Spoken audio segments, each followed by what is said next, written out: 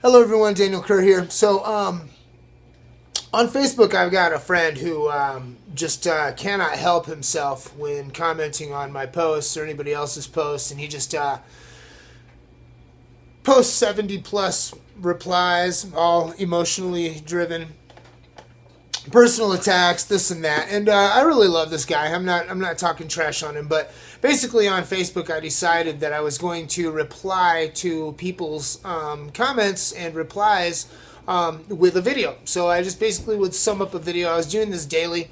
Then I got sick for like 2 weeks. Anyway, I'm gonna post these videos here. A lot of them, these topics are about 2 weeks old because I got sick for 2 weeks and I didn't upload, right? And I'm going to start uploading all the time with these replies. And to be honest, on Facebook, the audience just isn't that big, so I can put them here. These aren't generally going to be music related, although I might just do a daily digest of all of my stuff into one video. I don't know if you guys are going to like this or not when it comes down to it. I just don't know how to handle my online presence, to be honest, or how to categorize things. You know, I'm kind of polymathic and I'm into lots and lots of different things. So yeah, these videos are mostly covering income disparity, Roe versus Wade, because that was huge a couple weeks ago. I haven't been online much. I don't know if it's still even a topic. Things in the United States and in the Western world in general, we just get distracted by one thing after another after another. I know right now that huge school shooting, which was a terrible, tragic loss of life, is now the focus of everybody's attention. And that thing smells rotten, to be honest. But anyway, these 3 videos, they're going to be one after another. I'm just going to post them. You guys can comment, and if you do comment, then I will absolutely reply to your comments in future videos. And I think that this is a good way of providing a dialogue where people can actually speak without being interrupted, and where basically because I'm making the videos, you want to make videos, do that as well, but I have trouble conveying what I'm actually trying to say, or even the emotion, or the feeling, the atmosphere of a comment or a reply through text only. I do love literature, but I really need you to be able to see my face and to hear my voice and to know that I love you, that I'm not trying to hurt your feelings, etc., etc. Yeah, so check these out if you like them. Like, subscribe. I have new products on my biohacking website, and so there's a stack up there called Superflow that has bromantane, and along with aniracetam and Nupept and NAD plus derivatives or precursors. Nicotinamide riboside and mononucleotide are in this stack as well, and it's an amazing stack. It'll put you in a flow state and practically instantly. And you can get that at neoplasticity.com. That's links in the description. You can also go to ghostwrittenclips.com and see the resources I have upcoming for my Acai Forest. You can opt into both of those web pages and get updates, etc., etc. Okay, promotion over. Love you guys. Have a great summer. Watch these videos. Tell me what you think. Now, Bridget, she says, nope, just the ones that are trying to force their beliefs down our throats and into our laws. Oh, that are based off fairy tale. Let's not forget that, okay?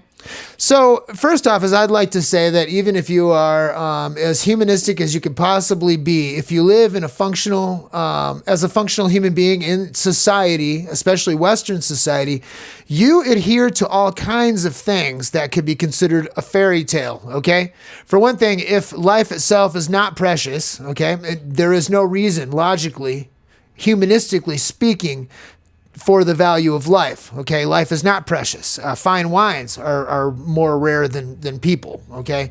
So consciousness, not precious. Also, ultimately, is a result of water running for millions of years on rocks, okay? So it all happened and it's not precious. You could beat somebody to death and it's no different really than 2 asteroids colliding, okay? So based off fairy tale, is kind of a joke. It's bad grammar for one thing, but nonetheless, body autonomy, for instance, is a fairy tale because logically speaking, there is no reason other than your genetic need to protect yourself. Okay, interestingly enough, that genetic need to protect yourself is based on your genetic need to procreate, which is very, very interesting considering the conversation, okay? Now, churches are not trying to force their beliefs down anyone's throat, okay? First off is, yes, you can say that the lion's share of people who are considered pro-life in the United States are religious, okay?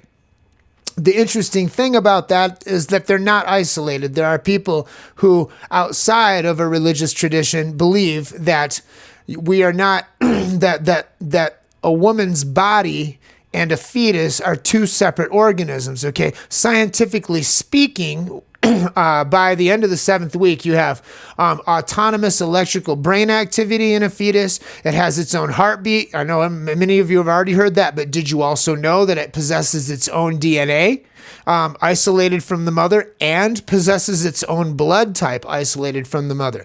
This is a living being, whether you want to look at it like that or not. You can say it's a clump of cells, that's fine, but the fact is we are all just clumps of cells, okay? A pair of identical twins share the same DNA when they split, okay? And their DNA, although identical to each other, are separate from the mother's, okay? So conjoined twins are, scientifically speaking, less two people than a mother and a fetus, okay? Those are two isolated beings.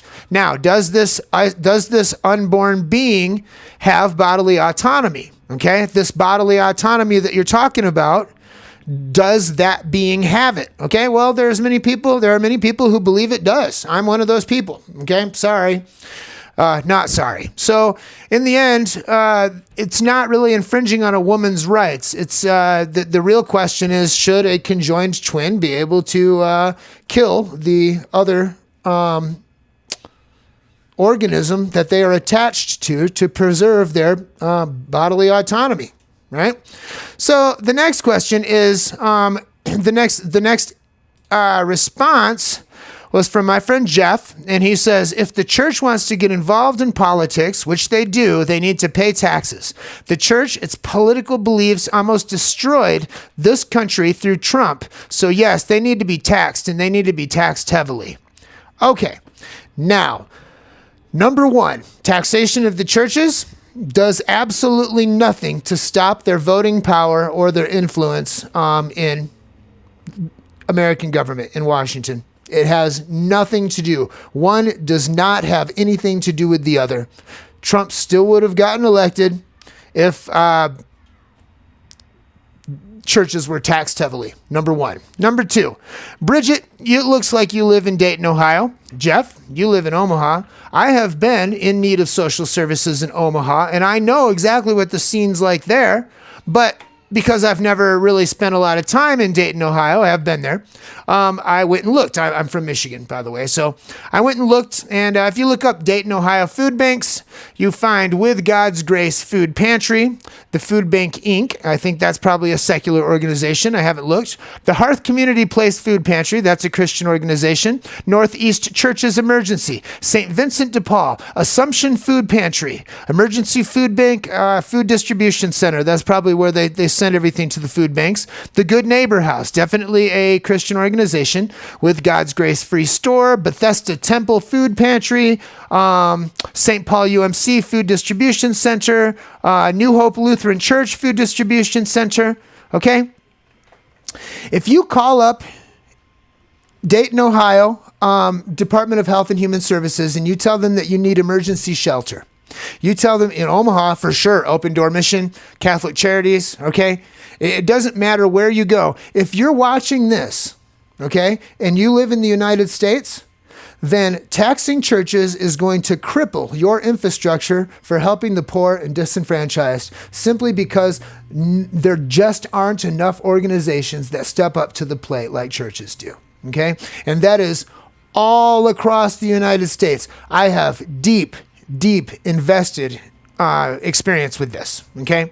And I volunteered so many hours at these places, okay? And secular organizations as well. And you know who I worked with when I was in these secular organizations? One of the places I spent lots of hours in was the SOS in Ypsilanti, Michigan.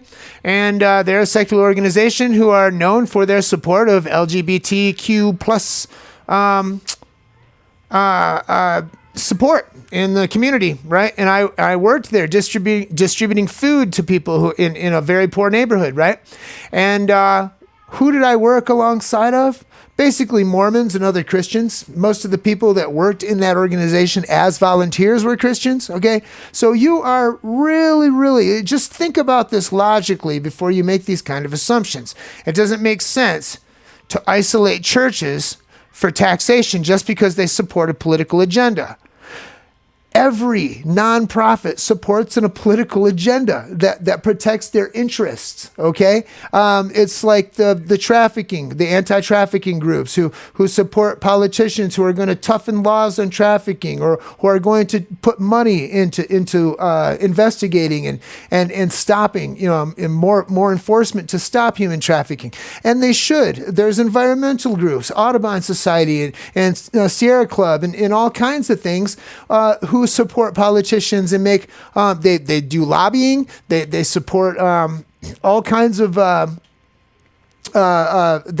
make political donations to people who are going to protect the environment, and they should be able to do that. That is the American way, the American system. Okay, now back to the original premise. Should all the births be paid for? The full cost of the child should be paid for by taxing the churches. Well, you know what? I am a Christian. It's obvious by now, but I'm also a leftist. All right. And my politics fall somewhere in this strange space between neo-socialism and post-capitalism, right? So I believe in a fully expanded and developed social welfare system, complete with universal basic income, free healthcare, free education, basically all free resources, even subsidized housing. Okay, so and that's for everybody who makes under a certain amount of money per year, right? So we're talking about no stigma attached all across the board, all right? Now I'm the first, so this isn't a case of somebody of birthism described under a pro-life umbrella, okay? I'm truly pro-life. In fact, I'll be the first to let you know that my Christian brothers and sisters are askew in their priorities, okay? I mean, I would mow over an acre of unborn children to save one Iraqi toddler from American bombs, for instance. But nonetheless, taxing churches isn't going to help anybody in the United States. Have a good day. Hello, everyone. Daniel Kerr here. So yesterday I saw a post from my friend Johnny, and he basically asked, without looking at the post and reading it, he basically asked if the Christian right wants to force women to give birth, then the life of the child should be paid for by taxation of churches. And then I basically asked a question about, who do you favor taxing all nonprofit organizations, which I admit was a loaded question full of fire.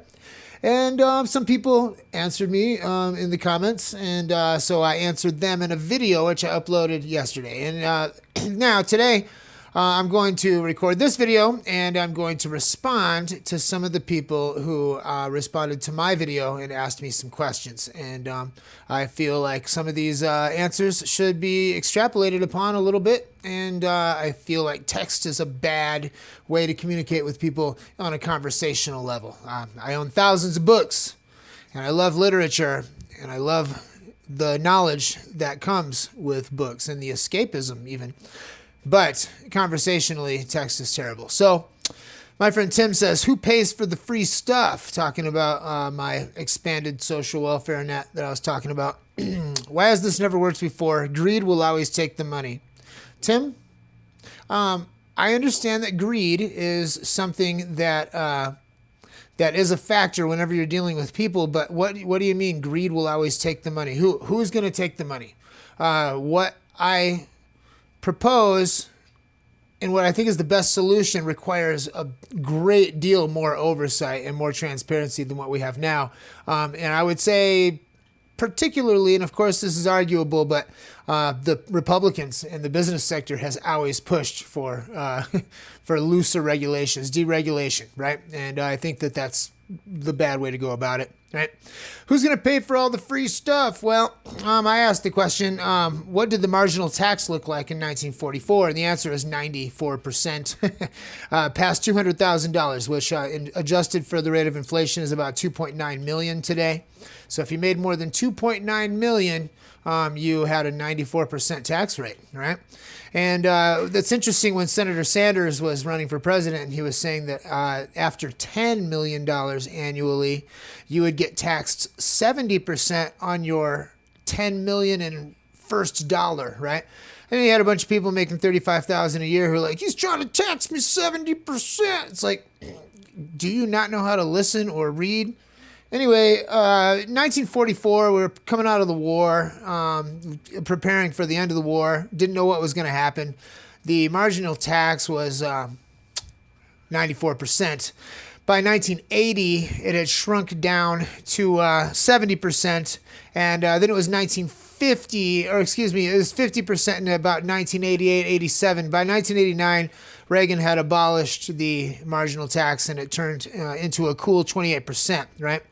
And ironically, after that, more and more tax breaks for the rich came out on both sides of the political fence, basically ensuring that if you made more money, astronomical amounts of money, that you would pay record low taxes, which is what we see right up until the Trump tax cuts. And what we have now is we got Biden trying to backpedal a little bit, but he's a corporatist, and that's just the way it is. But during this period after the war, when the marginal tax was the highest, we were able to pay for everything, and we could more than pay for every man, woman, and child to be secure in an education and healthcare, thus ensuring that we have a foundation moving forward for our country.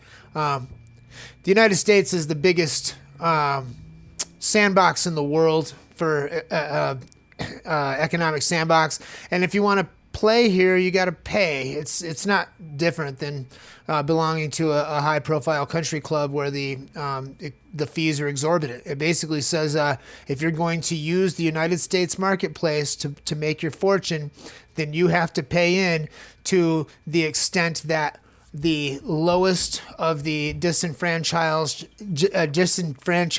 impoverished child has the same access that you had to reach the same heights that you're reaching. And that is basically, it goes back to the chain only being as strong as its weakest link. All right. My friend Jimbo says, what if you had churches pay taxes, but they could write off the charitable work that they were doing? The ones contributing, like you say, would have no more liability than they do today, but those that are not, mega churches and TV personalities, would be taxed for not providing help proportionate to their profits. He acknowledged that the church does step up to the plate in ways that many other organizations don't regarding humanitarian aid and charitable work and just the effort to bring a light and a hope to people who have none, right? And I appreciate that, his recognition of that, and I can't disagree with him completely, to be honest. I feel like it's not just Christians, we do have a genetic need to express ourselves with a religious tradition, right? And I feel like, you have like these gurus and stuff, they do the same thing. They make exorbitant amounts of money, and a few are corrupt, and a few aren't, and I would say the vast majority of churches or religious institutions in general are pretty much on the level. There are some people who slip through the cracks, and they should be dealt with. I don't know exactly how that would work or what it would look like. It hasn't even made my radar so far, in the same way that it just, I don't know. It's just not something I'm super invested in. I feel the same way about abortion, by the way. Just as a Christian, I do believe that God has plans for people, and that includes people who are in the womb. And people might scoff at that, And I also believe that aside from my religious tradition, like I said in the last video, I do believe that this is a living being and deserves autonomy. What that looks like, I don't know. You know, people have a different hierarchy, that's for sure. Nobody would think twice about a termination of pregnancy to save the mother, for instance. You know, so there is a hierarchy of who you think is more important based on whether you've sailed the birth canal. Aaliyah says, I didn't watch your video, but answering the question, the Church of Scientology will never allow churches to be taxed after all they went through to get the tax-free status. And to reply, I say, I didn't read your comment, even though I just did, but the codfish will never drive the price of fresh cut grass past the cloud with a silver lining. My friend Ben says, not taxing churches may be the only example of separation of church and state. In the United States, that's probably true. And the reason why is not because we don't have a clear-cut wall between church and state. It's because our democratic republic is based on the idea that our government and our laws should express the will of the people. And in the United States, we have a significant amount of people who adhere to the Judeo-Christian outlook on life.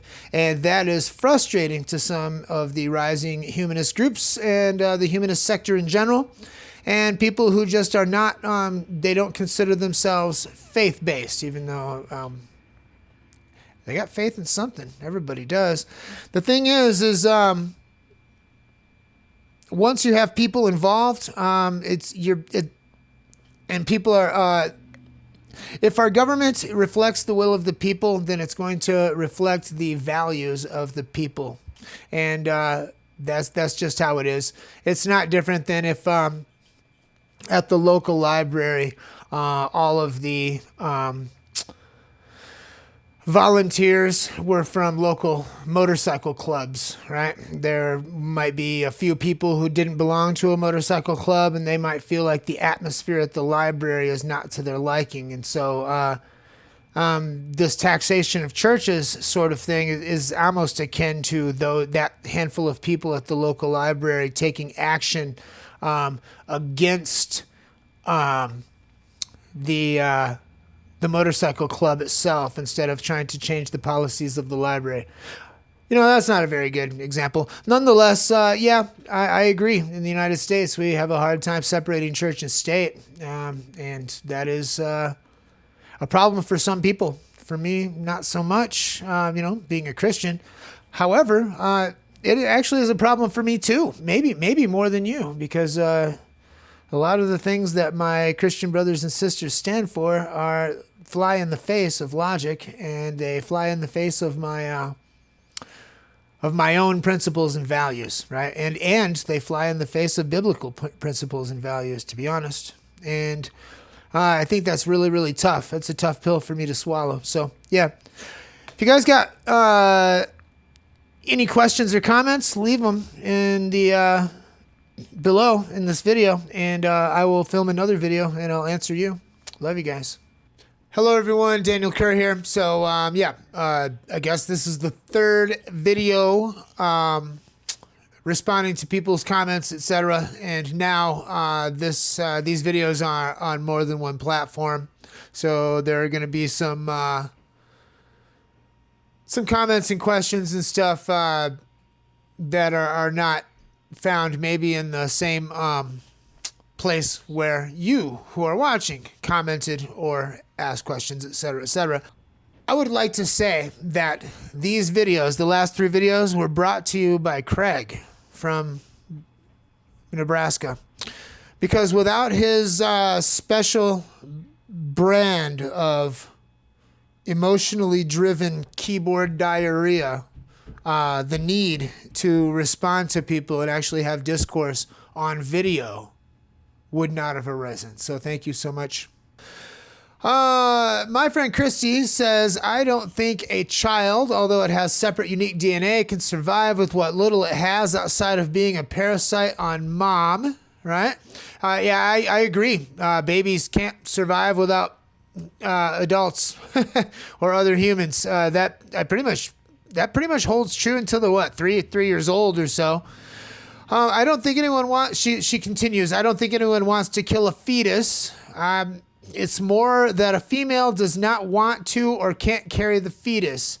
Now, sometimes it's an ectopic pregnancy. Sometimes that can kill. Sometimes it's a little girl. I also know in the animal kingdom, a mother will eat or kill off the weak one. They just know.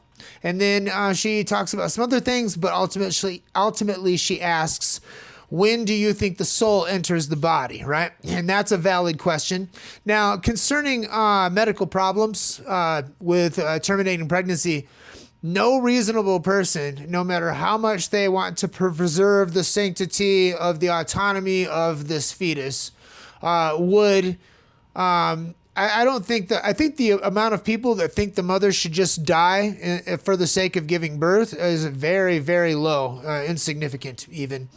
And as far as this goes on, my friend Rob says, is if saying it's wrong, it kind of ties it together. So I'm going to read his real quick. It says, if saying it's wrong to kill a life that is living within you is shoving my beliefs down your throat, then so be it. We're sticking up for the unborn lives, like an expectant mother should be, not controlling whose bodies. Take a pill, wrap it up, etc. Talking about birth control. Maybe just don't uncross your legs for every man that validates you or feeds your lust. Just a thought. That's maybe a fairly judgmental way of looking at it, and I do understand. But there are people, you constantly hear about people who say things like in cases of rape or incest, right? But if you look at all the Pew Research polls, all of the Gallup polls, people give their own reasons privately, give their personal reasons for having an abortion. And I didn't feel I was economically able to take care of a child is huge at the top, or I'm past childbearing age is also huge at the top. Another one is it would disrupt my life or my education. Those are huge. The amount of people who got an abortion because of incest is about 0.05%, right up to just under 1% for rape. So really, it's should there be some sort of if legislation is, should there be a provision for people who are raped? Perhaps, I don't know. Like I said, abortion's not super high on my radar, but nonetheless, and there are reasons for that. Maybe I'll extrapolate on that a little bit. Some Christians might find that surprising that I wouldn't be super concerned with saving the unborn. It's not that I don't want to stand up for unborn lives. I do. I think it's the right thing to do. But there are just so many other pressing issues that take precedent over that, to be honest. In my life, right? When it comes down to it, she says, she also said, I know in the animal kingdom, a mother will eat or kill off the weak one. Well, to be honest, in the animal kingdom, what we call as Christians, the lusts of the flesh are really the inherent desires that we possess because we drive this animal skin body. Okay. So there's all kinds of hoarding, killing, selfishness, that people do, that animals do. And when people do them, they bring out the worst in human nature. So we're not animals, we're sentient beings. When does the soul enter the body? When does the soul enter the body? Let us use the word life because the word soul is heavily contaminated. People are finding soulmates. It's interesting, but I said by the end of the 7th week, you have separate DNA, separate blood type, a heartbeat, and autonomous electrical brain activity. That is pretty much, that defines what life is. Those 4 things, if you have those 4 things, you are alive and you are a separate individual life, not an extension of the mother's body. The Buddhists say sometime around 45 days or so, they call it the moment of crystal awareness. I fully can see where they're coming from, and I think that's probably a pretty good measurement, a pretty good meat to measure the standard of when a fetus, a developing fetus, becomes alive. I think that we could really, if people use more like morning after type of abortion contraceptives. These, what are they called? Are you 46? Is that what it's called? I'm sure that the technology has come leaps and bounds by now, concerning this. The fact is that I've never had a problem with that. I've never had a problem with birth control. The old Catholic Church and other denominations who didn't believe that birth control was good, that it was sinful. Which is really interesting because that same organization considers celibacy to be a state of worship. So very interesting. Nonetheless, I think about 45 days, maybe 6 to 7 weeks.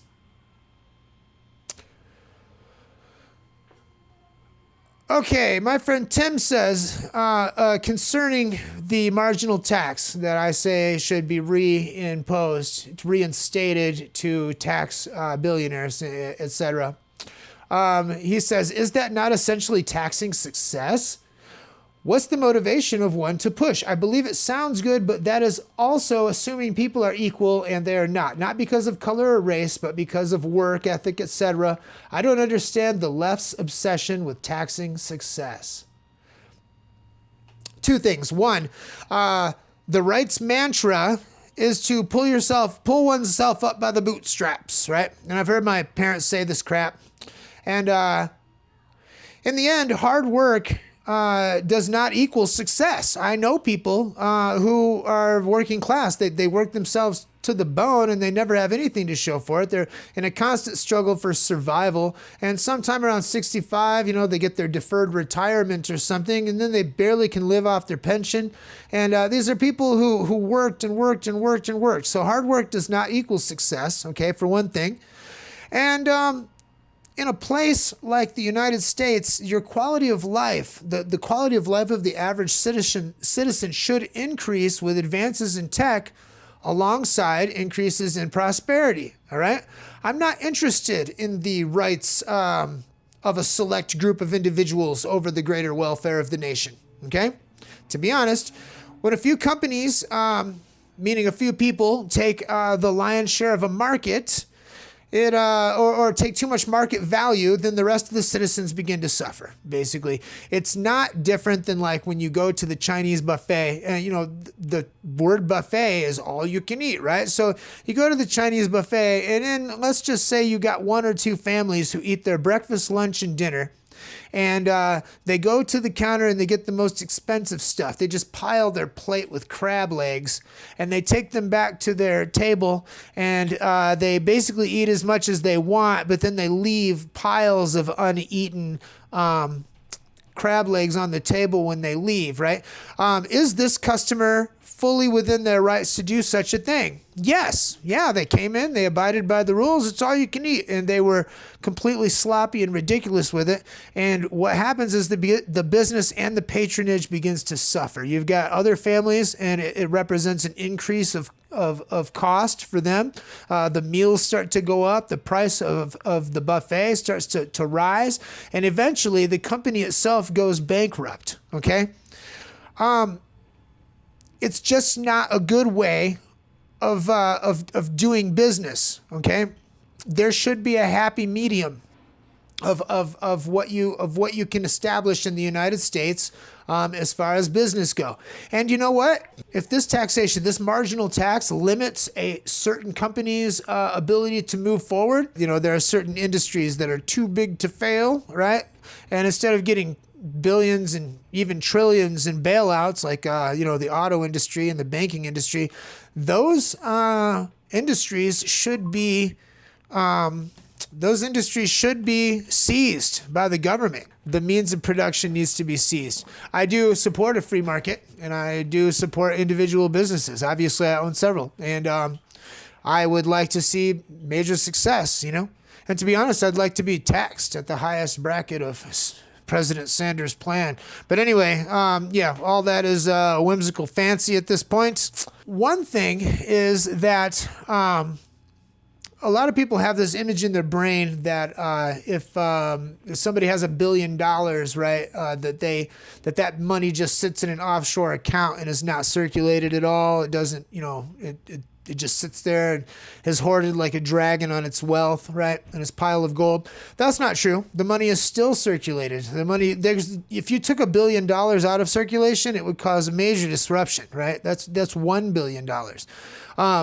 This money is still being circulated, but it doesn't take a genius in economics to know that the overall economy is going to do better if that money in circulation serves the good of a myriad of entities and not just a few select large corporations.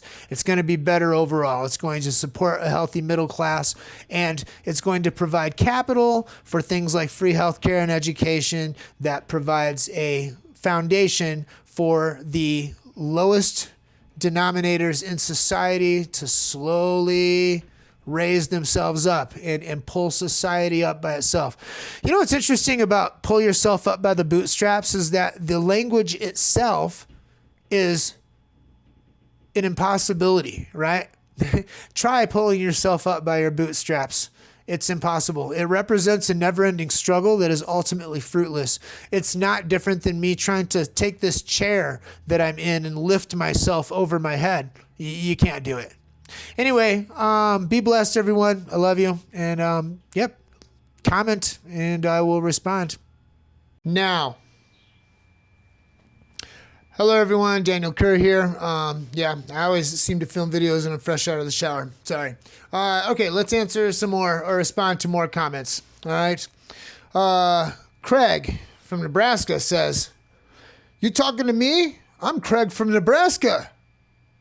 No, not you, Craig. Talking about a different Craig. Your brand of keyboard diarrhea is driven by compassion, and I appreciate you, and I love you both. all Craigs. I love all Craigs. Trisha says, in regards to the when does the soul enter a body and the abortion issue, have to agree with Sadhguru that the word soul is a little tricky. In yogic philosophy, they say that the soul enters through the crown at birth. Life enters through the navel at around 45 to 50 days. I'm on the fence about abortion. I don't think it should be illegal. I'm not in favor of the government dictating what people can or should do with their bodies, but I also don't think it should be used as a birth control. We are not ignorant as to how babies are made. There are a myriad of ways to prevent pregnancy, and we all pretty much know before copulation occurs whether we would want to raise a child with the involved party or even at all. If the decision is made that results in a life created, then that means you've been tasked with seeing it through to maturity. My 2 cents. I tend to agree. I don't really know what the regulations should be in issues of health and stuff. There should always be a provision. In issues of rape, there might need to be a provision. She also talks about the bootstraps analogy. I was saying it's impossible to pull yourself up from the bootstraps, and she mentions a cowboy's bootstraps and them being hung upside down in some situation and them having to pull themselves up by their bootstraps to unlace their boots and get their boots out, although cowboys don't have laces. Anyway, I understand what she's trying to say. She also says that you should work hard and never give up, basically, and that when you find yourself in upside down positions that you usually got yourself there. Well, I actually have to disagree there in that in the United States, some people are born with wealth and they're born with a family that conducts business, and these people are disproportionately advantaged over other children who are born in impoverished families where the resources that the other people have are just not at their disposal. Now, I realize that there's going to be a dichotomy between the haves and the have-nots, but if we can relax the playing field a little bit for people who have less or who are born with less, then they will be able to reach those heights and be able to perpetuate cultural and generational wealth over generational poverty. Okay? Then she says, how does one define success? Is there an arbitrary value that denotes success has finally come? No, of course not. Success means different things to different people. If my goal is to go over to Africa and to dig as many ditches and wells for small villages as I possibly can, and I happen to do those things, then I am successful, all right? In my personal life and in what I believe is a societal success is that when you do something or you accomplish something that positively affects the lives of the people around you, all right? So that's part of the reason why I don't really care about the rights of a few versus the benefit of the all right? Tim says, my issue, I suppose, is less to do with the tax of success, which I do believe it is, but more to do with where it goes. In the leftist world, every single example of this ends up in top-heavy classism, elite and poor, also governmental greed. This has been the major issue in every far-left government ever. Never in our world's history will the elite all of a sudden be more transparent either. My taxes are out of this world high. Do I deserve to pay more? Meanwhile, Susie 12 Kids gets $10K back to go along with her absurd amounts of other welfare. Not just welfare of the poor either. We pay welfare to the rich as well. Are you opposed to a flat tax? I think that's something we could all benefit from as well. Well, I disagree with you on pretty much every level. And here's the reason why, okay? Number one, in the leftist world, every single example, no, that's not true. That's not true at all. We have the Nordic model, right, which is always what people fall back on. And in the United States, I'd say 85% of the people who call for socialism, oh, power to the people, are talking about a Nordic model. They're not trying to do away with business, all right? They're not exactly talking about Venezuela and the Soviet Union and China. Everybody brings up that same garbage when they're talking about socialism, all right? In the Nordic model, they have exorbitant taxes. Actually, some of them have less taxes than we do in certain brackets, which is interesting, all right? Which leads me to my next point. But in the Nordic model, those six countries, we've got Denmark, Sweden, Norway, Switzerland. Oh, is it Switzerland even? Iceland and Switzerland? Anyway, those 6 countries are in the top 10 countries with the least amount of corruption. So, no, it doesn't always end up leading to garbage. Those are also very happy countries as well, if you look at statistics, and they have excellent small business viability, more than the United States, which is ridiculous. At least Denmark does. So now that's one thing, right? Then he says, my taxes are out of this world high. Do I deserve to pay more? Meanwhile, Susie 12 Kids, etc., etc. Okay, number one, under a marginal tax, you would get taxed less because you've already stated in an argument with our good friend Craig, who is the sponsor of these videos, that you're not a millionaire. All right, so you are not set to get taxed more. You're set to get taxed less. Okay, so the next thing is Susie 12 Kids gets $10K back to go along with her absurd amount of other welfare. No, she doesn't get an absurd amount of welfare. What she gets is welfare with a poverty-driven stigma attached that places her literally, financially, and mentally in a lower in a state of lowliness compared to the rest of society. And she constantly has to validate and go through gatekeepers to keep her absurd amounts of welfare. And in reality, that's just not empowering anybody. That's actually garbage. That's hurting people mentally and socially. It's hurting people in ways that disenfranchise people who would like to pull themselves up by the bootstraps or who would like to get themselves out of generational poverty, right? Then you said, are you opposed to a flat tax? Yes. Yeah, I am. I'm opposed to a flat tax. The more you make in the United States, the more you should get taxed. And that's not to disincentivize success. It's so that we can level the playing field. Now, Jordan Peterson talks about equality of outcomes. No, nobody's pushing for equality of outcomes. I am pushing for equality of playing field. If you're born to a family with no money, you should have every opportunity, despite your family's status, to pull yourselves up to the level where you are being taxed the same as some of these other multimillionaires and billionaires, okay? And that's without problems, without your parents having to constantly validate themselves to the state to get this welfare. No, it should be available to everybody. Now, do you know anybody, Tim, or anybody watching? Do you know anybody who's had who is a welfare baby, who has had everything handed to them and their life has gone to garbage? Because I have not. I've known people who are on welfare who still had to struggle for it, like I just said, and I've known people who were born into families of multimillionaires, all right? None of them are on Facebook, for one thing. Another thing is that I know a dozen people who make $10 million a year or so.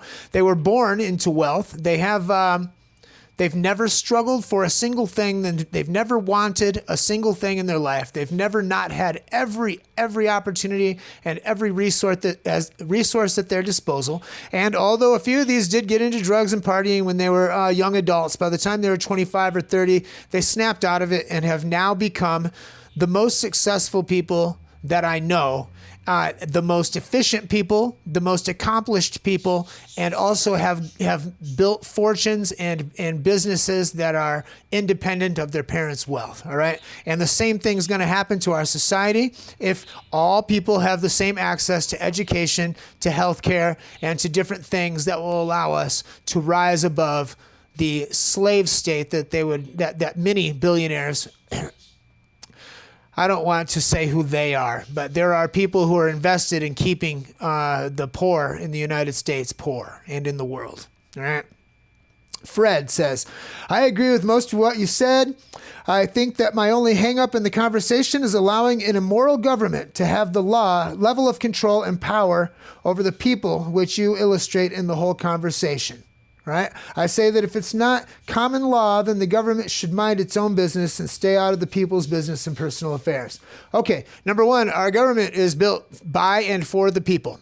Okay, so if there's a problem in our government, and I admit that there is, and do funds get allocated effectively and efficiently in the United States government? No, absolutely not. That's why I call for more transparency, right? And as Tim said, the elites are never going to give up control. They're never going to become more transparent. It's very, very hard for that to happen, actually. Very, very difficult. But that doesn't mean that it's not something that we should push for. Our government was built for the people, by the people, okay? So that means that if there's a problem with what the government's doing, we, the people, are responsible for taking control of this thing. It doesn't mean we should push towards a new mode of government. If we think that this government, which is for the people, is a good idea, then we need to make sure that it runs efficiently. Otherwise, it's kind of maybe a bit unpatriotic to believe that the people can't be trusted to take care of things if our government is for and by the people.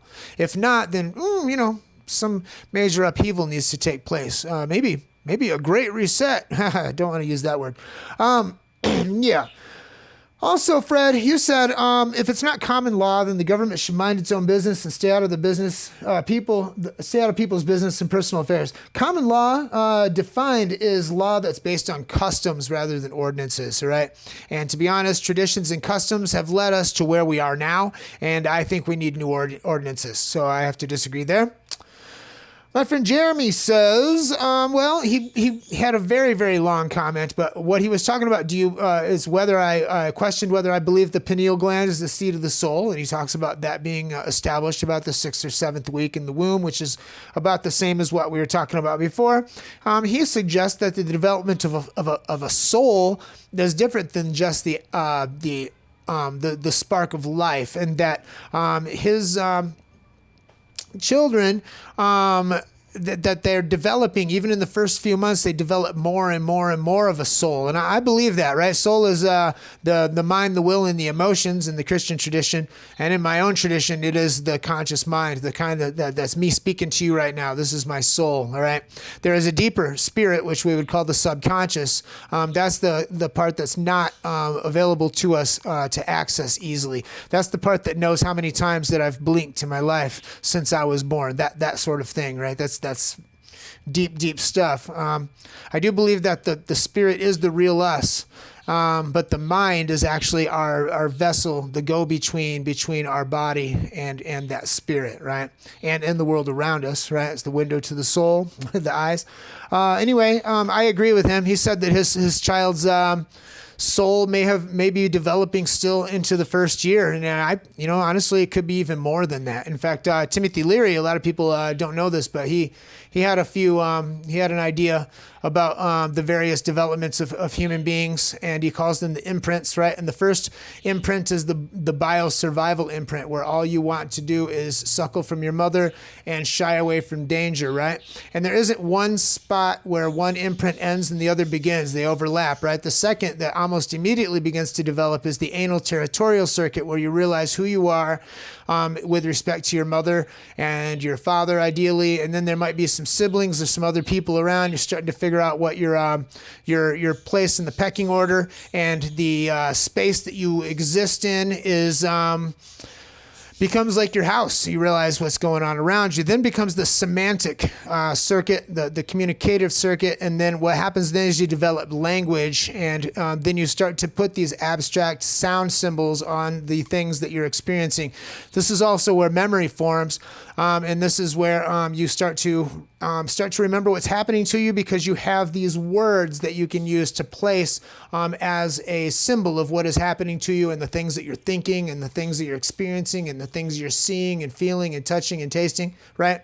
And then the final, and for most people, the last circuit that you imprint is at puberty, and that is your sexual moral circuit. And at that point, you basically become an adult. You become able to reproduce, and you begin and you establish your morality and the way that you see the world, what you deem as right and wrong, et cetera, et cetera. And most people stay within those four circuits until death. It's very, very difficult to break out of that and to change your mind as an adult. I've gone to great lengths to try to make sure that this happens. For myself, I am fully 100% able. I hope I am. Maybe I'm 75% able to completely change my mind with the advent of new testable evidence, right? New data. So there's all that. My friend Rob says, no, that's it. Okay, I did get some more responses. It's getting to the point where these responses are coming in so thick that it's hard for me to record a daily video with them. And so I might have to record another one later. Right now, I'm going to play a few minutes of this Great I Am song that I remixed of Sharon and Paul Wilbur. It's a pretty weird video. Hopefully you like it. And if you don't want to see this, just skip a part. I appreciate it if you click the thumbs up button on Facebook, just so more people see that this video is available. I think more people are watching and more people are commenting, and I really appreciate you all. I love you.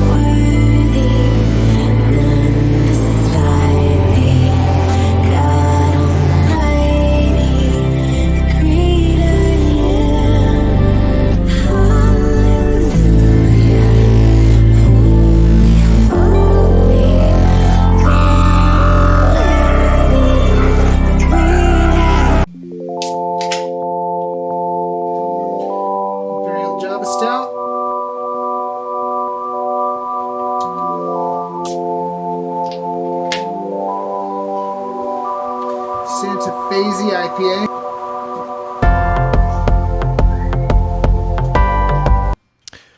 Hello everyone, Daniel Kerr here. I got some really interesting responses this time, and I'm in full sunlight, so I might be squinting a little. I got a brightness coming in on the window. I'm going to take advantage of that.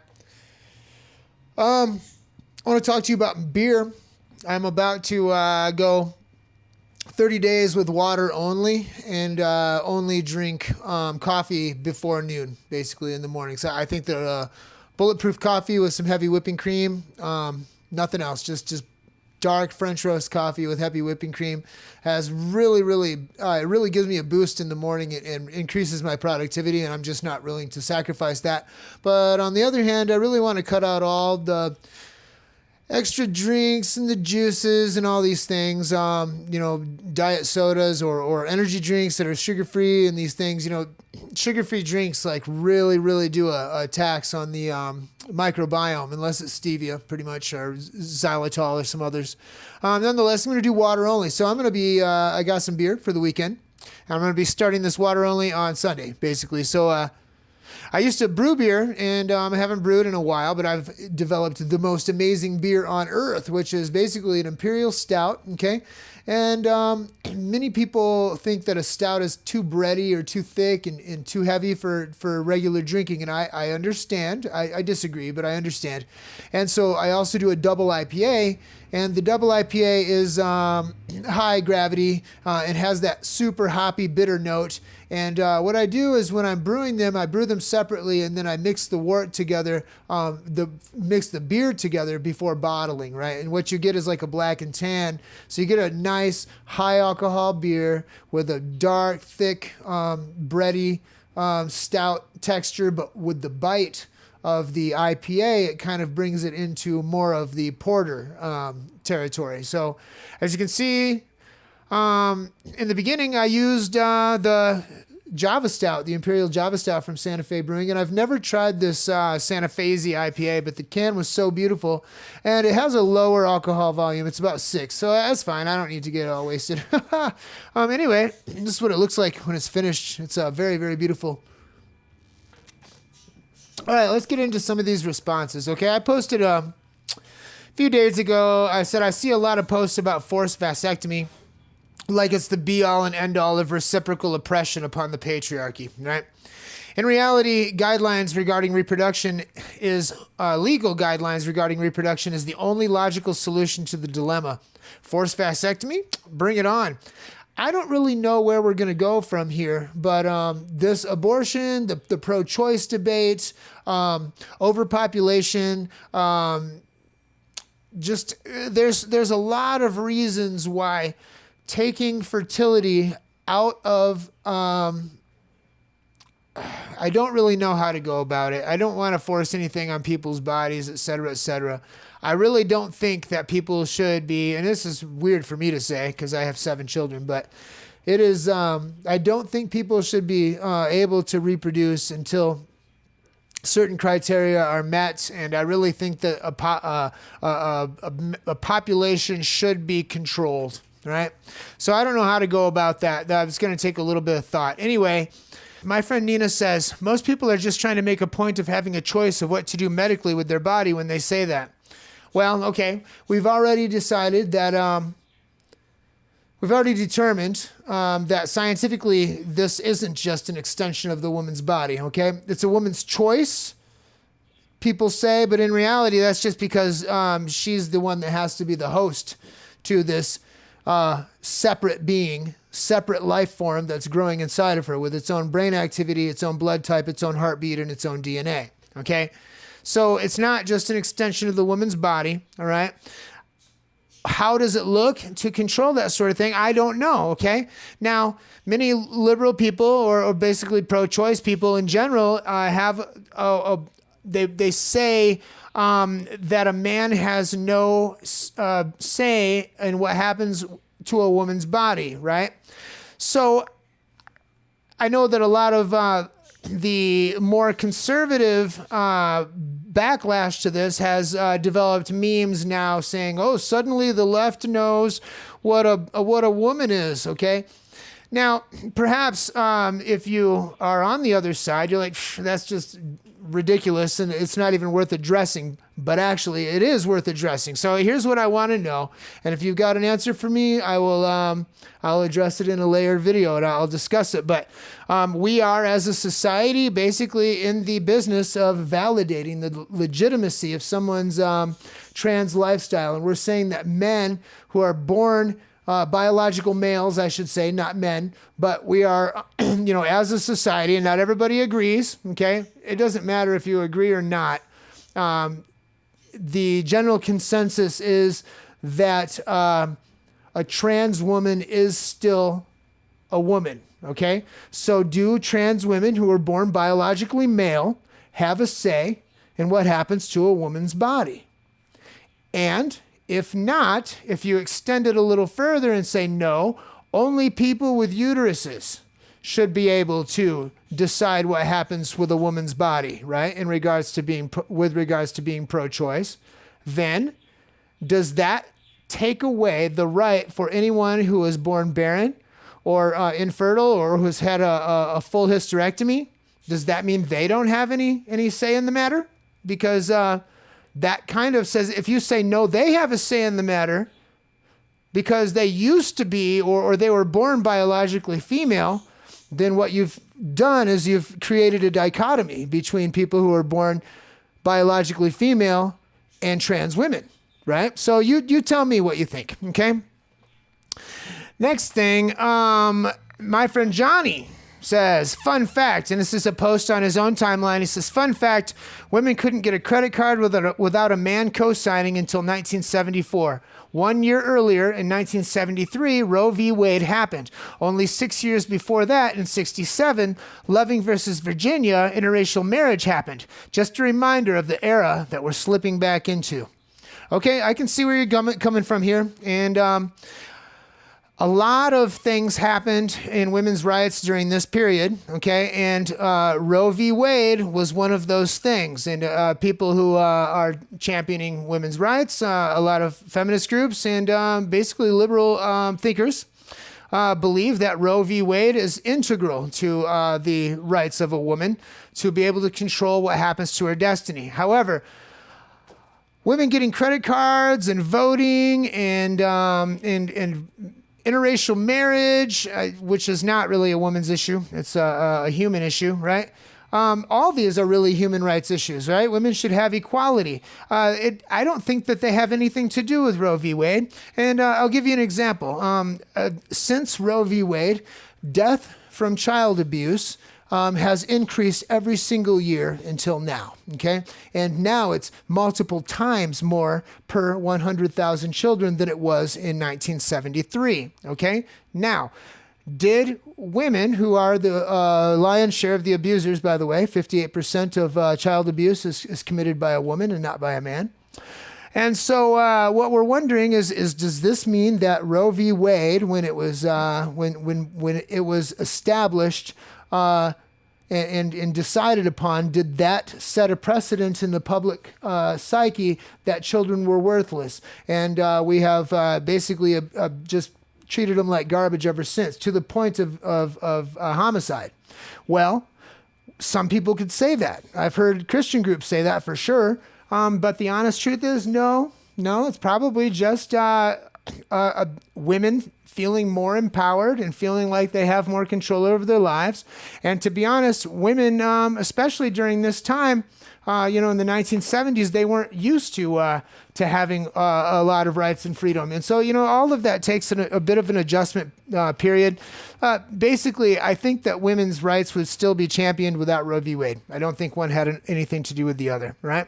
Now, regarding the social safety net, my friend Tim had previously said that socialism has always led to corruption, and I mentioned that the Nordic model, those nations are 6 of the 10 least corrupt nations on earth, right? So he says in response, Nordic nations, mostly all white too. Rather interesting. Does that work in a melting pot nation? Question mark. That is a valid question. And the answer is no. No, it could not work. The Nordic model could not work in the United States without a few generations of transition and basically conditioning our public persona, our public ideals would have to be conditioned into something to where something like that could work. Right now, we've got too much boomer mentality who are still on that bootstraps thing. And they don't understand that times are changing. But, luckily for all of us, those people are leaving slowly but surely. My friend Nathan says, part of it is in regards to something that I posted. I posted on my timeline that in the 1970s, the average household income in the U.S. was $10,000 per year, and the average housing cost per year was, the average housing cost in the 1970s was $17,000. Okay, which is pretty good. And then that the average income now, I think I put $58,000 or $53,000. It was something. I need to look at it, but that the average house cost is around $300,000, right? And that means that there's a huge difference between income and the amount of affordable housing, right? And I'm not talking about rent, all right? We're talking about home ownership here. Now compared to how it was in the 1970s. And Nathan, who happens to be my brother, says part of it is average new home in 1970 was 1,500 square feet. That was a middle-class home. Today, it's nearly double that with multiple bathrooms. Average individual income in 2021 in the United States was $63,214, up from $62,518 in 2020. Okay, number one, as far as average individual income in 2022, we have actually digressed since 2021 and have lost 7.1% of our average income in the last 12 months. All right, so that's a major thing. Yes, we have a real issue right now with people not being able to make enough money. All right. And a lot of people talk about all these jobs that are available and nobody wants to work. I'm not really sure what's going on, but that's not entirely true. That seems to be some sort of a facade that is being perpetuated by someone. I'm not really sure. I have to dig a little deeper into that to even figure out what that's about. But our wages have decreased. So he said in 1970, the average house was 1,500 square feet. Okay. What I did is I went to, let me pull this up here real quick. I live in Albuquerque, New Mexico. And in Albuquerque, we have about average, I think, housing costs. Nothing compared to like Denver or San Francisco or Waikiki or Long Island or Manhattan or whatever, right? But also nothing compared to like, your Mississippis and your West Virginias, right? So what I did is I went here on Craigslist and I put in a maximum of 1,600 square feet. And I did all the housing types. And what I'm looking at here is a 3-bedroom home for $290,000. I'm looking at 1904 Madera Northeast owner finance with $15K down. It's still $230,000 for a 3-bedroom home. Looking for, here's a trailer for, it says starting at $79,900. That's absolutely a scam. Here's a place. It's 4 bedrooms, 1,138 square feet for $261,000. Here's a fourplex for $495. That doesn't really fit the bill. This one says 3 bedrooms, 1,344 square feet. It says only 4 years old. It's $136,000. It looks pretty good, but it is in a trailer park. All right, means there's a lot rent and things like that. So no, it doesn't really average out. What you're saying, if it was to match, if the price was to match the $58,000 a year now compared to 1970, then you'd be looking at about a $90,000 house for a 1,500 square foot house. Now, the lowest place in the United States, the cheapest place, is Huntington, Virginia. So I went to Zillow and I looked at recently sold homes in Huntington, West Virginia. This is the cheapest metropolitan area to buy a home. And I looked at the sold homes. And what I'm seeing is 3 bedrooms, 1 bath for $145,000. That's a bit above. 3 bedrooms, 2 bath, 1,400 square feet for $90,000. 3 bedrooms, 2 bath, 1,300 square feet for $113,000. 3 bedrooms, 2 bath, 1,400 for $160,000. There's a couple here that are like $10,000 and $28,000, $39,000. These are like Flint, Michigan specials. There's some stuff in some trailer parks that are hovering about $40,000. So basically, yeah, if you want to get the something that's only about 25% more than the 1970s price in comparison to how much you're making at work, then you just got to go to Huntington, West Virginia, where, incidentally, the wages are way, way, way, way low. So really, no, that's not true. Yeah, that's I'd have to disagree with you there, Nathan. All right, and lastly, my brother Brandon, my brother Will, sent in a video of himself pulling himself up by the bootstraps. Let's take a look. Okay, I don't have any boots on with straps, but the same concept. I'll use my pant legs. Here we go. I'm going to pull myself up by my pant legs. Whoa, man, I just pulled my... Here, I'll do it again. Whoa, that was so hard.